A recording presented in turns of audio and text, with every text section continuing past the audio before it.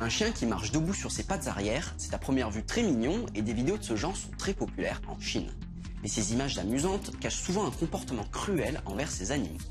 Notre observatrice Ruby Leslie est dresseuse de chiens en Chine et elle met en garde contre le partage trop rapide de ce type de vidéos. Quand on voit comment ces animaux sont dressés, on comprend que c'est tout sauf mignon. Ces chiens sont forcés à se tenir debout, maltraités, parfois frappés.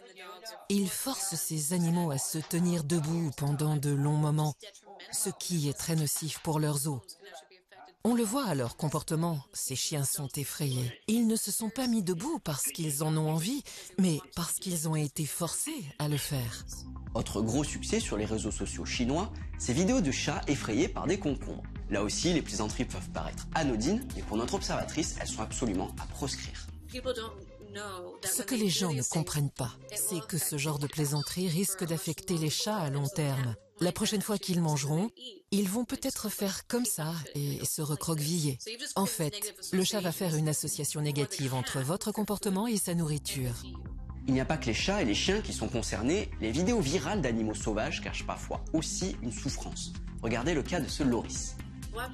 Certaines personnes n'hésitent pas à adopter un loris comme animal de compagnie. C'est une erreur. Les animaux sauvages ne sont pas des animaux de compagnie.